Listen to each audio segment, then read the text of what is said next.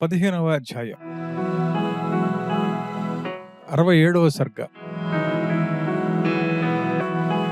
లక్ష్మణుడి మాటలకు శాంతుడై సీతను వెతుకుటకు తయారైన రాముడు. శ్రేష్టమైన మంచి నీతి వాక్యాలను, వాటి అర్థాన్ని చిన్నవాడైన తమ్ముడు లక్ష్మణుడు చెప్పగా విన్న పెద్దవాడైన రామచంద్రమూర్తి దాంట్లోని సారాన్ని గ్రహించి కోపంతో లోగడ చేద్దామనుకున్న పనిని వదిలి విల్లు ఆధారంగా నిలబడి, నాయనా లక్ష్మణ, సీతను వెతకడానికి ఏం చేయవచ్చు, ఎక్కడికి పోదాం అని అడిగాడు. శోకతప్తుడైన రామచంద్రమూర్తి ఇలా అడగ్గా లక్ష్మణుడు జవాబుగా ఇలా చెప్పాడు. ఈ జనస్థానంలో పెద్ద పెద్ద మృగాలు, గుహలు, కొండలు, చొరలేని మార్గాలు ఉన్నాయి. కిన్నెరల ఇండ్లున్నాయి. భయంకరమైన రాక్షసుల అధీనంలో ఉంది ఇది. పెద్ద పెద్ద చెట్లున్నాయి. కాబట్టి రాక్షసులు సీతను తెచ్చి ఇక్కడే ఎక్కడో దాచిపెట్టి ఉంటారు. కాబట్టి సీతాదేవిని ఇక్కడే ఎక్కడో వెతకాలి. నీలాంటి బుద్ధి సంపద గలవాడు ఆపద వస్తే చెలించాలా? ఎంత గట్టిగా గాలి వీచినా కొండలు కదులుతాయా?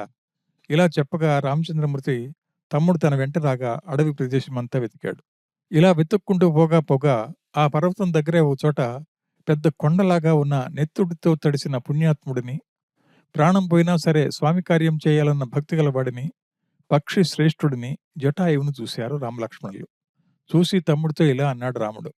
విరోధులను శిక్షించినవాడా, చూశావా, వీడు రాక్షసుడు. సీతను మింగి మనం చంపుతామేమన్న భయంతో గద్దెలాగా హాయిగా కూర్చున్నాడు.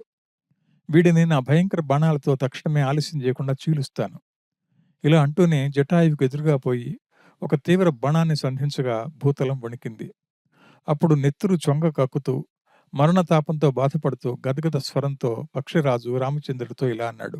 ఆయుష్మంతుడా, అడవిలో ఔషధిని వెతికిన విధంగా దేన్నైతే వెతుకుతున్నారో ఆ సీతను, నా ప్రాణాన్ని రెంటిని రావణుడే అపహరించాడు. నువ్వు లక్ష్మణుడు పావుని అయిన సీతను ఒంటరిగా అడవిలో విడిచిపోగా రావణుడు బలవంతంగా ఆమెను ఎత్తుకుని ఆకాశ మార్గాన పోసాగాడు. అది చూసిన నేను విసురుగా వాడికి అడ్డం పోయాను. వాడిని ఎదిరించి వాడితో బలం కొద్దీ యుద్ధం చేసి వాడి రథాన్ని నేలపడగొట్టాను. వాడిని కింద పడేశాను. నేను విరిచిన విల్లు ఇక్కడే పడి ఉంది. పొది కూడా ఇక్కడే పడిపోయి ఉంది. నా రెక్కల దెబ్బకు తెచ్చిన సారథి ఇక్కడే పడిపోయి ఉన్నాడు. ఇదే నేను విరగొట్టిన రథం. నేను ముసలివాడినే అలసిపోయాను. అప్పుడు వాడు తన కత్తితో నా రెక్కలను తెగనరికి నేల మీద పడేసి సీతను పట్టుకుని ఆకాశ మార్గాన పరిగెత్తాడు. నీ భార్య కోసం ముందే రావణుడు నన్ను చంపాడు. నా స్నేహితుడైన దశరథుడి పుత్ర, చావడానికి సిద్ధంగా ఉన్న నన్ను నువ్వు కూడా చంపాలా? జటాయువు మాటలు విన్న రాముడు తన విల్లు దూరంగా పడవేసి అతడిని కౌగిలించుకుని తమ్ముడితో కలిసి ఏడ్చాడు. లక్ష్మణ, నా నిర్భాగ్యం ఎలాగుందో చూశావా? రాజ్యం పోవటం, భయంకర అరణ్యంలో దుఃఖపడటం, సీతను పోగొట్టుకొనటం, జటాయువు మరణం, ఇవన్నీ సర్వం దహించి అగ్నిహోత్రుడినైనా కాలుస్తాయి. సహించలేని ఈ తాపం చల్లార్చుకొనడానికి నేను సముద్రంలో దూకిన నా శరీరం వేడి వల్ల సముద్రం ఎండుతుంది, కానీ నేను చల్లబడను. ఎంత వెతికి చూసినా నాకంటే అదృష్టహీనుడు లోకంలో లేడు. జటాయువు మన తండ్రికి స్నేహితుడు, పుణ్యాత్ముడు, ముసలివాడు. పక్షిరాజు నా నిర్భాగ్యం వల్ల కొట్టబడి నేలకూలాడు, చూశావా అని లక్ష్మణుడితో అంటూ రెక్కలు నరకబడి నెత్తురు కారుతున్న జటాయువును తన చేత్తో తుడిచి, పుణ్యాత్ముడా, నా ప్రాణంతో సమానమైన సీత వృత్తాంతం చెప్పు అని అడిగాడు. 68వ సర్గ. జటాయువును సీత ఎక్కడున్నదని పదే పదే ప్రశ్నిస్తూ నేల మీద పడి మూర్ఛిల్లిన శ్రీరాముడు తేరుకుని లేచి లక్ష్మణుడితో ఇలా అన్నాడు. తమ్ముడా, మహోపకారం చేసిన ఈ పక్షిశ్రేష్ఠుడు నా కొరకు తెగించి యుద్ధం చేసి పడిపోయి కొన ఊపిరితో ఉన్నాడు. మాట్లాడడానికి శక్తి కూడా లేదు. ఏదో ఒక మాట చెప్పినా స్వరం హీనంగా ఉంది. ఆ తర్వాత జటాయువుతో ఇలా అన్నాడు.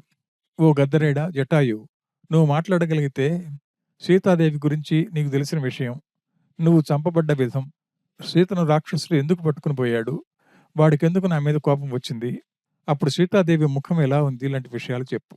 ఆ పాపాత్ముడు రాక్షసుడు తనను తీసుకుని పోతున్నప్పుడు సీత ఏమన్నది, ఈ మాటలన్నీ స్పష్టంగా చెప్పు. ఆ రాక్షసుడు ఎలాంటివాడు, ఏ దేహం గలవాడు, వాడుండే నగరం ఏది, వాడెంత శూరుడు, తండ్రి, సీతను ఏ విధంగా వాడు పట్టుకుని పోయాడో సవివరంగా చెప్పు. ఇలా రామచంద్రుడు అడగ్గా జటాయువు మెల్లగా రెప్పలు తెరిచి రాముడిని చూసి చాలా సన్నటి గొంతుతో జవాబిచ్చాడిలా. రామా, వాడు మాయగాడు. తన శక్తితో పెనుగాలిని, మబ్బులు గల గుంపును కల్పించి వాటి చాటున ఎవరినీ కానదాకుండా చేసి రహస్యంగా సీతాదేవిని సూర్యుడే బలాత్కారంగా పట్టుకుని ఆకాశ మార్గాన పోయాడు. భయంకర యుద్ధంలో ఎదుర్కొన్న నన్ను చూసి నా మీద పడి కత్తితో నా రెక్కలు నరికి అమితమైన వేగంగా దక్షిణముఖంగా పరిగెత్తాడు. రామా, కళ్ళు తిరుగుతున్నాయి. నా మనస్సు నా స్వాధీనంలో లేదు. ప్రాణవాయువులు వాటి వాటి స్థానాలు వదిలాయి. అదిగో ఒట్టివేళ్ల కొనలున్న బంగారు చెట్లు కనపడుతున్నాయి. రాక్షసుడు సీతాదేవిని అపహరించిన ముహూర్తం వింద. ఆ ముహూర్తంలో అపహరించబడిన సొమ్ము మళ్ళీ సొంతదారుడికి చేరుతుంది. తప్పదు. ఆ రాక్షసుడు తొందరలో ఇది గమనించలేదు. కాబట్టి నీ భార్యను అపహరించిన వాడు కాలం మింగిన చేపలాగా అయిపోతాడు. రామా, సీత కొరకు నువ్వు ఆందోళన పడవద్దు. నువ్వు ఆ రాక్షసుడిని యుద్ధంలో చంపి మళ్ళీ సీతను గ్రహించి గొప్ప కీర్తిని సంపాదించి సంతోషంగా అయోధ్యకు పోతావు. ఇంతదాకా స్మృతి తప్పకుండా తెలివిగా చెప్పి రాముడు అడిగిన మిగతా ప్రశ్నలకు జవాబు ఇయ్యదలిచి మాట్లాడడానికి ఎంత ప్రయత్నించినా వీలుగాక ఆయన నోట్లో నుండి మాంసం నెత్తురు కక్కుతూ ఏదో చెప్పబోయాడు.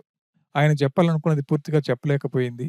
విశ్రవసుడు అనే మునికన్న కొడుకు కుబేరుడు సోదరుడు అని చెప్తుండగానే ఊపిరిపోయింది. చెప్పు చెప్పు అని రాముడు చేతులు జోడించి అడుగుతుండగానే పక్షిరాజు అని జటాయువు ఆయన చూస్తుండగానే దేహం విడిచి స్వర్గానికి పోయాడు. కళ్ళు ఎర్రగా కాగా నోరు తెరిచి తల నేల మీద వాల్చి భూమి మీద పాదాలు వెడల్పుగా కాగా దేహం వణుకుతుంటే ఊపిరి విడిచాడు. అలా నేల మీద పడ్డ జటాయువును చూసి రామచంద్రమూర్తి బాగా దుఃఖపడి తమ్ముడు లక్ష్మణుడితో ఇలా అన్నాడు. తమ్ముడా, ఇతడు అనేక సంవత్సరాలు పాపాత్ములైన రాక్షస స్థావరమైన దండకలో ఉండి తన పరాక్రమంతో భయం లేకుండా గడిపి చివరకు ఇక్కడే మరణించాడు చూశావా. చిన్నతనం నుండి ఇక్కడే వేలాది సంవత్సరాలు తన ఇష్ట ప్రకారం సంచరించి చివరకు ఇక్కడే చనిపోవటం అంటే కాలం దాటడం ఎవరికీ శక్యం కాదనే కదా. లక్ష్మణ, చూశావా, సీతను రాక్షసుడు తాకకుండా ఉండడానికి ఆమె ముందు తాను నిలిచి రాక్షసుడిని ఎదిరించి యుద్ధం చేసి తన అఖండ పక్షరాజ్యాన్ని ఆయుష్ను నా కోసం వదిలి నేల మీద పడ్డాడు. భూమి మీద ఇలాంటి పరోపకారుడిని, ఉదార చిత్తుడిని, పుణ్యాత్ముడిని చూశామా. లక్ష్మణ, తండ్రి కొరకు నేను రాజ్యాన్ని వదులుతున్నాను గొప్పగా చెప్తారు. తండ్రి కొరకు కొడుకు చేయకపోతే తప్పు కానీ చేయటం గొప్పేమీ కాదు. ఇతడేమో మనిషి జాతిలో చేరినవాడు కాదు, మనకు బంధువు కూడా కాదు, మన దగ్గర వారిలో చేరినవాడు కాదు, జీతం తీసుకున్న సేవకుడు అంతకంటే కాదు. మనం ఆయనకు చేసిన ఉపకారం ఏముంది? మనం ఉపకారం ఆయన ఆశించినవాడు కాదు. ఇలాంటి వాడు ఒక ఆడదాన్ని రక్షించాలని దీర్ఘకాలంగా వెళుతున్న రాజ్యాన్ని, అంతకంటే గొప్పదైన తన ప్రాణాన్ని వదిలిపెట్టాడు. ఇలాంటి పనినే కదా ఉపకారమని, ఔదార్యమని, పుణ్యమని, భక్తి అని అంటారు. లక్ష్మణ, పరోపకారులు మనుషుల్లోనే ఉంటారని, ఇతర జాతుల్లో ఇతర ప్రదేశాల్లో లేరని అనుకోవద్దు. ఇతర జాతులైన పశుపక్షాదుల్లో కూడా శూరులు, రక్షించే యోగ్యత గలవారు, పరులకు మేలు చేయగోరేవారు, సాధువులు, ధర్మ మార్గంలో ప్రవర్తించే వాళ్ళు ఉంటారు. మన తండ్రి నాకెలా పూజ్యుడో ఇతడు కూడా అలా పూజ్యుడే. ఎందుకంటావా, తండ్రి అయిన దశరథ మహారాజు నా కొరకే ఎలా ప్రాణం వదిలాడో తండ్రికి స్నేహితుడైన ఇతడు కూడా అలాగే నా కోసం ప్రాణం ఇచ్చాడు. కాబట్టి తండ్రిలాగా నా చేత సంస్కారం చేయించుకోవడానికి అర్హుడు, మంచి కీర్తి గలవాడు, గౌరవించడానికి యోగ్యుడు, ప్రియుడు. ఇతడి పాటలు చూస్తుంటే సీత కొరకు ఆమెను కోల్పోయిన దుఃఖం నా మనసులో లేదు. ఎందుకంటావా, సీతాదేవి నా సేవ వల్ల కలిగే ఆనందానికై అది అనుభవించడానికి నాతో వచ్చింది. అది సకామ సేవే కదా. ఇతడేమో నా వల్ల ఏ లాభం కోరకుండా నా కోసం ప్రాణాలనే ఇచ్చాడు. కాబట్టి ఇది విశేష దుఃఖాన్ని కలిగిస్తున్నది. జటాయువుకు అగ్ని సంస్కారాలు చేద్దామని నిశ్చయించుకున్న రాముడు తమ్ముడితో, లక్ష్మణ, నా పని కోసమే ప్రాణాలు విడిచిన ఈ పక్షిరాజును శాస్త్ర ప్రకారం నా తండ్రిలాగే దహన సంస్కారం చేస్తాను. కాబట్టి చితి పేర్చు అని జటాయువు ఉన్న దిక్కుగా చూశాడు. చూసి ఆయన వైకుంఠం పొందమంటాడు. పక్షి కాబట్టి కర్మాధికారం లేనందున, అగ్ని సంస్కారానికి యోగ్యత లేనందువల్ల, ఉత్తమ లోకాలు లేకపోయినా తన ఆజ్ఞ వల్ల ముక్తిని పొందమని అంటాడు జటాయువును. రామచంద్రమూర్తి బ్రహ్మవిధి ప్రకారం సంస్కరించి యోగులు పొందే సనాతనమైన తన లోకాన్ని ఇచ్చాడు. రామానుగ్రహం వల్ల ఆ గద్ద పరమపదానికి పోయి విష్ణు సారూప్యాన్ని పొందింది. జటాయువును సొద మీద పెట్టి అగ్ని తగిలించి తన తండ్రిలాగే ఆయనకు నిప్పు పెట్టి జింక మాంసంతో పిండాలు చేశాడు. ఆ పిండాలను లేత పచ్చిక మీద ఉంచి బ్రాహ్మణుల స్వర్గప్రాప్తి కోసం మనుష్య ప్రేతాలను ఉద్దేశించి ఏ మంత్రాలను చదువుతారో అవే చదివాడు. ఆ తర్వాత గోదావరి నదిలో తమ్ముడితో సహా స్నానం చేసి జటాయువుకు నీళ్లు వదిలారు. మరణించిన గద్దరాజు మహర్షి సమానుడైన రామచంద్రుడి చేత సంస్కారం పొంది పుణ్యలోకాలకు పోయాడు. ఇలా రామలక్ష్మణులు కర్మలు చేసి జటాయు మీదనే మనసుంచి సీతాదేవి తనకు లభిస్తుందని ఆయన చెప్పిన మాటలను విశ్వసించి సీతాదేవిని కలవాలన్న కోరికతో అడవుల జాడు పట్టుకుని పోయాడు. 69వ సర్గ.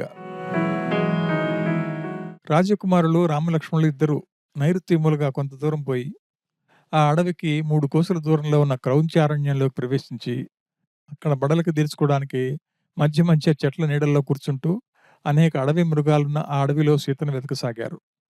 ఆ క్రౌంచారణ్యం దాటి తూర్పుగా పోయి మతంగ వనంలో 3 కోసుల దూరాన్ని ఉన్న ఒక కొనను సమీపించారు. అది పాతాళంలాగా, మిక్కిలి భయంకరంగా, శాశ్వతమైన గాఢాంధకారంలాగా ఉంది. అక్కడ కొంచెం దూరం నుండే భయంకర రాక్షసి ఒకటి వాడి కోరలతో, తల వెంట్రుకలు విరిగిపోసుకుని, మృగాలను తినేదైన వేలాడే పొట్టతో రామలక్ష్మణులను అడ్డగించింది. అడ్డగించిన తర్వాత ముందు నడుస్తున్న లక్ష్మణుడిని నిలిపి, చేతులతో ఆయన గట్టిగా కౌగిలించుకుని, మోహంతో ఆ రాక్షసి ఇలా అన్నది: "ప్రియనాథ, నీకు నేను పెళ్ళాన్నవుతాను.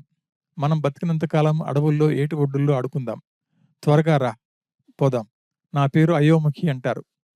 ఇలా ఆమె చెప్పగా లక్ష్మణుడు కోపంతో కత్తి దూసి దాని ముక్కు, చెవులు, చన్నులు నరికాడు. అది మొర్రు అని మొత్తుకుంటూ వచ్చిన దోవనే వెళ్ళింది. అది పోగానే తమ దారిలో అడవిలో పోతున్న సమయంలో రామచంద్రమూర్తితో లక్ష్మణుడు ఇలా అన్నాడు: "అన్నా, గుండె చెదిరింది. ఎడమ భుజం అదురుతున్నది. ఏదో కీడు కలగబోతున్నట్లు అనిపిస్తున్నది. అన్నా, నా మాట విను. మనకేదో నష్టం రాబోతున్నది. యుద్ధ ప్రయత్నంలో ఉందాం. కష్టం వచ్చినా మనకు జయం కలుగుతుందని కూడా శకునాల ద్వారా అర్థమవుతున్నది" అని లక్ష్మణుడు చెప్పగా, వాళ్ళిద్దరూ అడవుల్లో వెతుక్కుంటూ పోతుండగా వారికి అడవిని చీల్చుకుంటూ పెద్ద ధ్వని వినిపించింది. అదేమిటోనని అడవిలో వెతుకుతుంటే ఒకచోట ఒక భయంకరాకారం కనిపించింది. పర్వతం లాంటి పెద్ద దేహం, పెద్ద రొమ్ము, తల మెడ లేకుండా బిరుసు వెంట్రుకలు, నల్లటి మబ్బు లాంటి, ఉరుము లాంటి ధ్వని, నిప్పు లాంటి ఒంటి, పెద్ద కన్ను, పెద్ద కోరలు, జింక, ఏనుగు మొదలైన అడవి మృగాలతో ఆడుకునే ఆసక్తి, యోజనం పొడుగు చేతులు గలవాడిని, నోరు తెరిచి ఉన్నవాడిని, తమ దారికి అడ్డంగా ఉన్నవాడిని, కబంధుడిని సమీపించారు రామలక్ష్మణులు. ఆ రాక్షసుడు వీళ్ళిద్దరినీ తన రెండు చేతులతో పట్టుకున్నాడు. సూర్య తేజస్సు లాంటి తేజస్సు ఉన్నప్పటికీ, పెద్ద పెద్ద విల్లు, బాణాలు ఉన్నప్పటికీ, చేత కత్తులున్న మహాబలవంతులైన ఆ సమయంలో వారిద్దరూ శత్రువు చేత చిక్కి ఆపద పాలయ్యారు. ధైర్యం, పరాక్రమం గల రామచంద్రమూర్తి వాటిని వదలలేదు. చిన్నవాడైన లక్ష్మణుడు ధైర్యం చెడలేదు. అయినా వ్యసనపడుతూ అన్నతో ఇలా అన్నాడు: "అన్నా, నా గతి చూశావా? రాక్షసుడి చేతుల్లో చిక్కుకున్నాను. వీడి నోట్లో పడేటట్లు నన్ను వదిలి నువ్వైనా దూరంగా పరిగెత్తు. ఇద్దరిలో ఒకరు బతికినా మంచిదే కదా. ఏ విధంగానైనా నువ్వు నీ భార్యను కలుసుకుంటావని తోస్తున్నది. కాబట్టి నిన్ను ప్రార్థిస్తున్నాను. నువ్వు రాజువై రాజ్య సంపద పూర్తిగా అనుభవిస్తున్నప్పుడు నన్ను మర్చిపోవద్దు" అని లక్ష్మణుడు చెప్పగా విని రామచంద్రుడు: "లక్ష్మణ, నువ్వు కూడా పిరికివాడిలా, పామరుడిలాగా బాధపడుతున్నావా? ఇప్పుడేం మించిపోయింది?" ఇలా వాళ్ళిద్దరూ మాట్లాడుకుంటుంటే ఆ భయంకర రాక్షసుడు ఇలా అన్నాడు: "మీరెవరు? విల్లు, బాణాలు, కత్తులు ధరించి వాడి కొమ్ముల కోడెల్లాగా తిరుగుతున్నారు. ఆకలిగా ఉన్న నా నోట్లో పడటానికి ఇంత దూరం ఎందుకు వచ్చారు? నా బారిన పడ్డ మీరు ఏ ఉపాయం చేసినా బతకలేరు.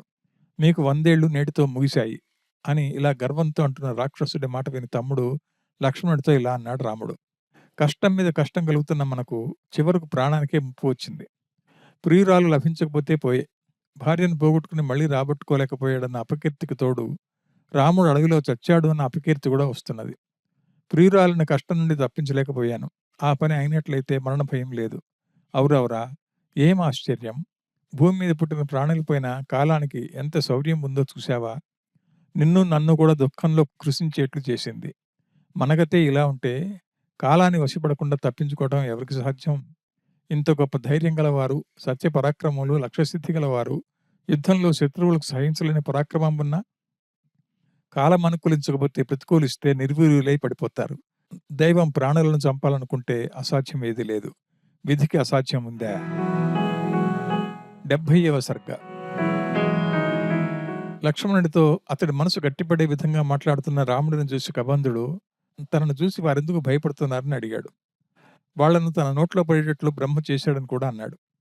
ఈ రాక్షసుడు మహాబలవంతుడని, భయంకర దేహం కల దుష్టుడని, ప్రపంచమంతా గెలవగల పరాక్రమం కలవాడిలా కనిపిస్తున్నాడని, తమను మెంగుతాడు గాని వదలడని లక్ష్మణుడు అంటాడు. కబంధుడిని ఉద్దేశించి మాట్లాడుతూ: "మహాత్మా, రాజులైన వారు తమను తాము కాపాడుకోలేక ఎదిరించి యుద్ధం చేయలేక ఉన్నవారిని యజ్ఞ మధ్యంలోనే తెచ్చిన పశువుల్లా హింసించటం నీచ కార్యం. అది న్యాయం కాదు" అంటాడు. లక్ష్మణుడు చెప్పిన మాటలు విని ఆ రాక్షసుడు రామలక్ష్మణులను నోట్లో వేసుకుందామని ఆలోచించే లోపలే వాడి తత్వాన్ని అర్థం చేసుకున్న వారిద్దరిలో రామచంద్రమూర్తి వాడి కుడి చేయి నరికాడు.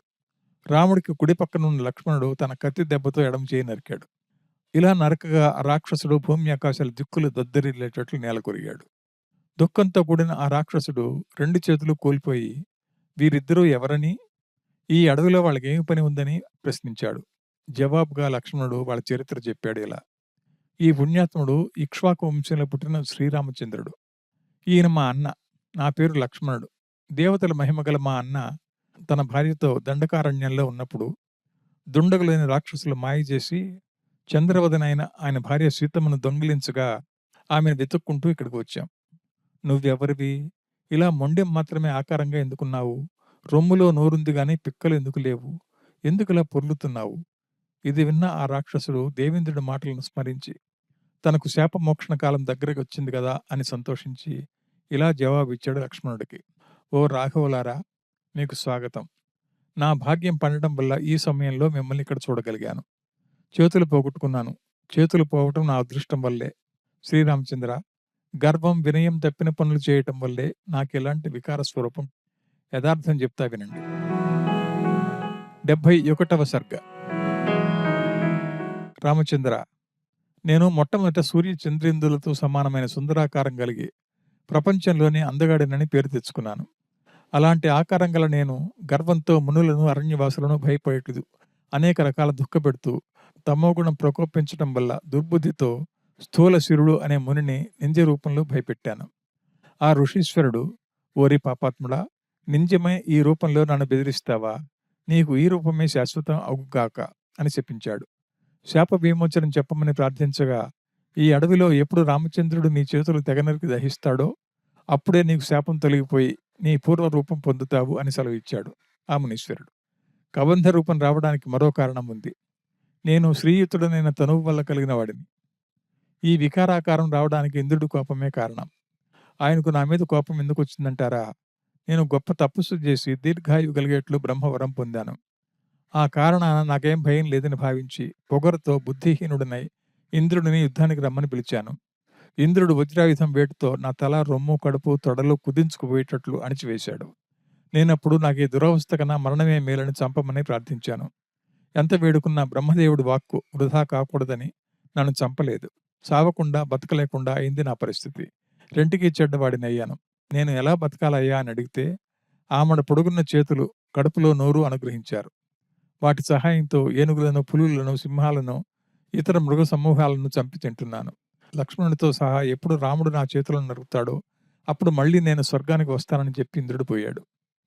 ఇక అప్పటి నుండి ఈ వికార స్వరూపం పోవడానికి ప్రయత్నం చేస్తూ ఎవరు కనపడ్డా పట్టుకుని రాముడు చిక్కకపోతాడా అనే ఆశతో ఎదురు చూస్తున్నాను. మహాత్మా, నన్ను యుద్ధంలో ఎంత గొప్ప పరాక్రమవంతులైనా చంపలేరు. కాబట్టి ఆ మునీశ్వరుడు చెప్పిన రాముడివి నువ్వే. మీకు నేను సహాయం చేస్తాను. మీ కార్యం సాధించగల స్నేహితుడిని చూపిస్తాను. నన్ను అగ్నితో దహించు అని అంటాడు కబంధుడు. తాను జనస్థానంలో ఉండగా రావణుడు అనే రాక్షసుడు తన భార్యను దొంగిలించాడని, వాడి పేరు తప్ప ఇతర వివరాలేవీ తమకు తెలియవని వాడితో చెప్పాడు. వాడెక్కడ ఉంటాడో తెలిస్తే చెప్పు. మనసు వికలం చెంది అడవుల్లో తిరుగుతున్నాను. మేము ఎవరికైనా ఉపకారం చేస్తాం కానీ అపకారం చేయం. నువ్వు కోరినట్లు నీకు ఉపకారం చేస్తాం. మా మీద దయతలిచి అలక్ష్యం చేయకుండా వాడి స్థితిగతులు చెప్పు. నిన్ను నీ మాట ప్రకారమే దహనం చేస్తాను. నీ ద్వారా మాకు తెలియాల్సింది జానకిని అపహరించిన వాడెవడు. తన దేహాన్ని వేగంగా దహించి వేస్తే సీతను దాచి ఉంచిన రహస్యమంతా దాచకుండా చెప్తానంటాడు కబంధుడు. ఆ పని సూర్యాస్తమయం లోపే చేయమంటాడు. వాడి విషయం తెలిసిన వాడు ఒకడున్నాడని, అతడితో ధర్మబద్ధంగా స్నేహం చేయమని, అతడు ప్రపంచంలో తిరగని చోటు లేదని, అతడు రాముడికి ఉపకారం చేస్తాడని చెప్పాడు కబంధుడు.